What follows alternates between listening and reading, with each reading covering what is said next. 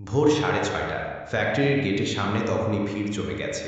হালকা কুয়াশায় যেসব মুখ দেখা যায় তাদের বেশিরভাগের চোখেই ঘুমহীন রাতের ছাপ।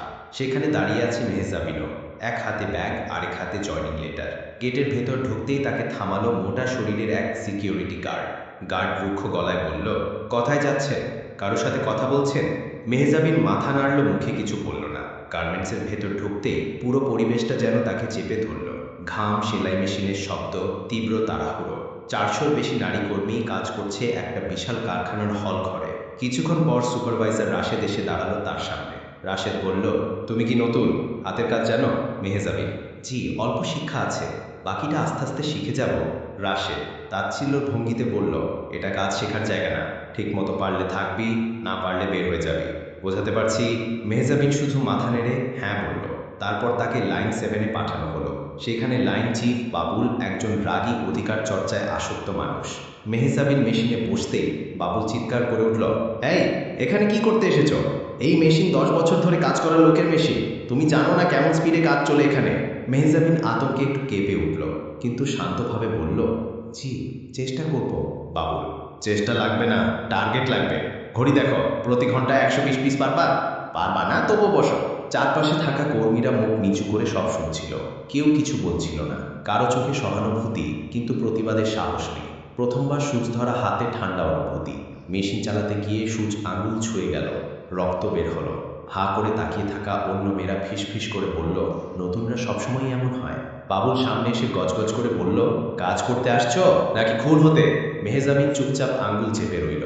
পাশেই থাকা অন্য এক বৃদ্ধা কর্মী কানে কানে বলল, মা, মন খারাপ কইরো না, এই বাবুল অনেক খারাপ, কিন্তু আমরা কিচ্ছু কইতে পারি না। মেহজাবিন হাসার চেষ্টা করলো, কিন্তু ভেতরে ভেতরে সে কেঁদে উঠছিল। এটাই কি অবস্থা? এসবই কি তারা সহ্য করে প্রতিদিন? আজ সে প্রথমবার জানলো তার বাবার গড়া গার্মেন্টসে মর্যাদা, সম্মান, মানুষত্ব কিছুই নেই। গার্মেন্টসের দ্বিতীয় দিন মানেই প্রথম দিনের ভয়, অপমান, ক্লান্তি সব মাথায় নিয়ে আবার কাজ শুরু করা। মেহজাবিনের জন্য দিনটা এর ব্যতিক্রম ছিল না। সকাল 8টার আগেই এসে বসে পড়ল তার লাইন 7-এর কোনায়। বাবুলের চোখে আজ একটু বেশি রাগ, কারণ আজ টার্গেট আরো বেশি। সন্ধ্যের দিকে কাজ করতে করতে সবাই হাঁপিয়ে উঠেছে। সেদিন ডেলিভারি ছিল, তাই বাধ্যতামূলক ওভারটাইম। হঠাৎ সামনে থাকা অপারেটর জাহানারা কাজ করতে করতে কাঁপতে শুরু করলো। তার চোখ ঝাপসা হতে লাগলো। জাহানারা, দিদি, শ্বাস নিতে পারছি না। মেশিন বন্ধ করে সে চেয়ারে হেলে পড়ল। মেহজাবিন দৌড়ে গেল তার কাছে, এই, কেউ আসেন, মেডিকেলে নিয়ে যায়। ঠিক তখনই লাইন চিফ বাবুল এসে দাঁড়ালো সামনে। বাবুল, মেশিন বন্ধ করছিস কেন? ডেলিভারি আছে, আর বুঝো? মেহজাবিন বলল, জাহানারা আপা অসুস্থ, একটু মেডিকেলে। বাবুল চিৎকার করে, এটা হাসপাতাল না গার্মেন্টস, যার সমস্যা আছে সে বাসায় গিয়ে মরুক, কাজ বন্ধ করা যাবে না। কথাটা এমন ভাবে বলল যেন একজন মানুষ নয়, একটা যন্ত্র নষ্ট হয়ে গেছে। জাহানারা কাঁদতে লাগলো। মেহজাবিনের বুকের ভেতর আগুন জ্বলে উঠল, কিন্তু সে নিজেকে থামিয়ে বলল, ওকে একটু পানি দেন, আমি ধরে রাখছি। বাবুল আরো ক্ষেপে উঠে বলল, তুমি কে? তুমি নতুন? বাড়াবাড়ি করো না এখানে। তারপর একটা এমন কথা বলল যা শুনে মেহজাবিনের হাত কেঁপে উঠল। তোমরা গরিবগুলো এমনই, কাজ করতে আসো না, ড্রামা দেখাও। সেই মুহূর্তে মেহজাবিন আর চুপ থাকতে পারল না। মেহজাবিন শান্ত কিন্তু শক্ত গলায়, ড্রামা না মানুষ, কেউ অসুস্থ হলে সাহায্য করা উচিত, কাজের চেয়ে জীবন বড়। হল একদম চুপ হয়ে গেল। সবাই তাকিয়েছিল, নতুন মেয়েটা সাহস পেল কিভাবে? বাবু দাঁতে দাঁত চেপে বলল, সাহস বাড়ছে দেখছি, আগে কাজ শেখো, পরে বড় কথা বলো। কিন্তু ঠিক তখনই গার্ড শামীম ছুটে এলো। শামীম, বাইরে অ্যাম্বুলেন্স আছে, ওই মেয়েটার স্বামী এসেছে, দ্রুত নিতে বলছে। মেহজাবিন স্বস্তির নিঃশ্বাস ফেলল। জাহানারাকে ধীরে ধীরে বাইরে নিয়ে গেল। সেদিনই মেহজাবিন প্রথমবার বুঝল যে লড়াই সে শুরু করেছে এটা শুধু তার নিজের না, শত মানুষের লড়াই। গার্মেন্টসে তৃতীয় দিন, কিন্তু এই দিনটা আগের দুদিনের চেয়েও বেশি অন্ধকার ছিল।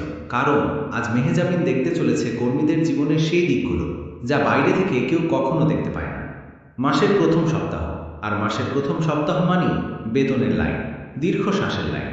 মেহজাবিনও দাঁড়িয়ে আছে লাইনে। চারপাশে কর্মীদের মুখে এক ধরনের আশা আর আতঙ্ক একসাথে। বেতনের টেবিলের সামনে দাঁড়িয়ে আছে জিএম শাকিল, তার পাশে রাশেদ। মেয়েরা একে একে আসছে, হাতে রেজিস্টার থেকে টাকা দিচ্ছে, তারপর মোট টাকার হিসেব চেক করছে। হঠাৎ এক মহিলা কর্মী কেঁদে উঠল, স্যার, আমার 12 দিনের ওভারটাইম ছিল, কিন্তু এখানে কেটে দিয়েছে কেন? শাকিল, ওভারটাইম সবসময় হিসেব অনুযায়ী হয় না। তুমি হয়তো কম কাজ করেছো, এটা অফিসিয়াল রেকর্ড। মহিলা কাঁদতে কাঁদতে বলল, না স্যার, আমি প্রতিদিন রাত 10টা পর্যন্ত থেকেছি, আমার নাম দেখেন। কিন্তু শাকিল মাথা তুলল না। রাশেদও তার দিকে তাচ্ছিল্যের হাসি দিল। রাশেদ, যাও, অন্যদের লাইন বাড়িও না। এটাই বাস্তবতা। যারা কষ্ট করে কাজ করে তাদের কথা শোনে না কেউ। মেহেজাবিন এসে সেই মহিলার পাশে দাঁড়ালো। মেহেজাবিন, আপা, এভাবে কাঁদবেন না, সব ঠিক হবে।